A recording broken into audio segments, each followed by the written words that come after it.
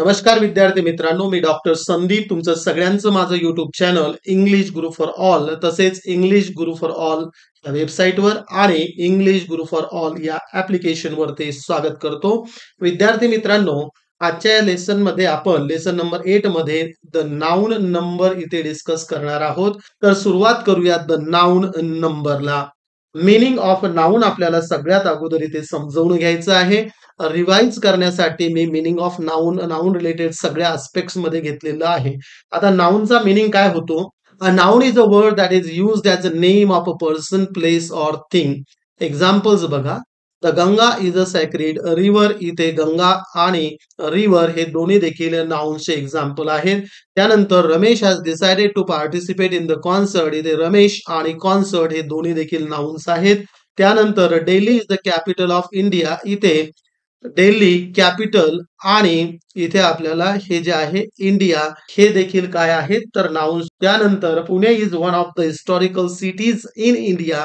इथे पुणे आणि सिटीज आणि इंडिया हे तिन्ही देखील नाउन्सचे प्रकार आहेत.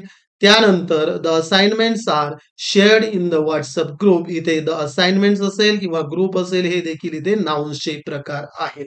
तर आता आपण बघूया types of noun number. Noun number म्हणजेच काय? एक वचन आणि अनेक वचन आपण इथे बघणार आहोत. आता टाइप्स ऑफ नाउन नंबर, एक आहे बघा सिंग्युलर नंबर, दुसरा आहे प्लुरल नंबर. आता याचा अर्थ आपण समजून घेऊया. सिंग्युलर म्हणजेच काय तर एक वचन ज्याला आपण म्हणतो, आणि प्लुरल म्हणजेच काय तर ज्याला आपण अनेक वचन असं म्हणतो. अनेक वचन या दोन्हींचा अर्थ मी इथे तुम्हाला सांगितलेला आहे. आता आपण मीनिंग ऑफ सिंग्युलर नंबर समजून घेणार आहोत.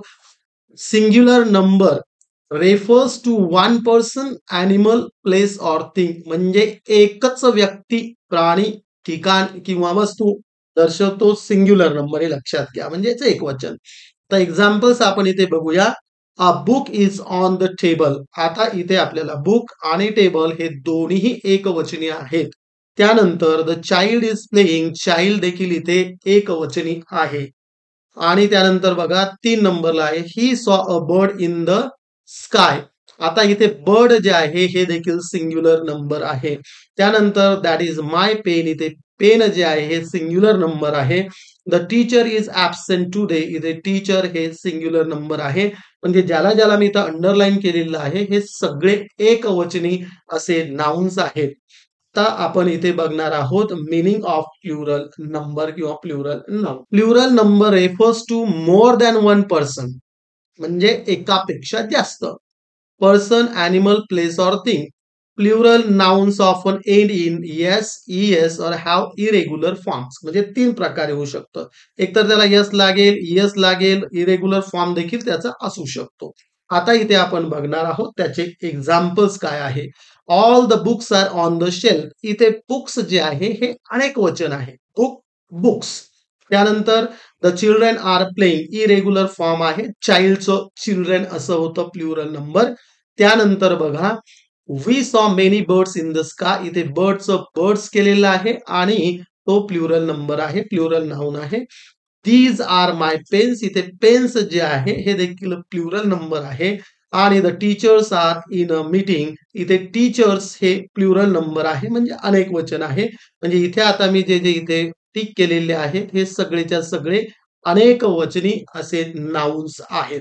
तर विद्यार्थी मित्रांनो, आपण इथे मीनिंग ऑफ प्लुरल नंबर इथे समजून घेतलेला आहे. आता आपण इथे काही एक्झाम्पल्स बघणार आहोत. तर टिपिकल असे एक्झाम्पल्स आहेत सिंग्युलर आणि प्लुरल नाउन्सचे. आता इथे क्रायसिस. आता क्रायसिस हे झालं सिंग्युलर आणि क्रायसिस झालं हे प्लुरल. आता इथे काय याला काय लागलेलं आहे? इथं आयएस चा कशात बरं पडलेला आहे? ईएस मध्ये. म्हणजे आयएस आहे त्याला ईएस लावून त्याचा प्लुरल झाला. फेनॉमेनन म्हणजे नॅचरल फेनॉमेनन ज्याला म्हणतो आपण. आता फेनॉमेनन झाला सिंग्युलर आणि फेनॉमेना झालं काय तर प्लुरल. याचा ग्रीक ओरिजिन आहे. त्यानंतर थेसिस, थेसिस. आता बघा इथे ईएस झालाय. ही अकॅडमिक टर्म आहे. बॅक्टेरियम झालं सिंग्युलर आणि बॅक्टेरिया हे जे आहे हे झालेलं आहे प्लुरल. त्यानंतर ही सायंटिफिक टर्म आहे. त्यानंतर करिक्युलम, करिक्युला. लॅटिन ओरिजिन आहे याचा curriculum, curricula. Index indices used in math and science. Maths आणि सायन्स मध्ये याचा उपयोग केला जातो. त्यानंतर अनालिसिस कॉमन इन रिसर्च मध्ये वापरली जाणारी टर्म आहे.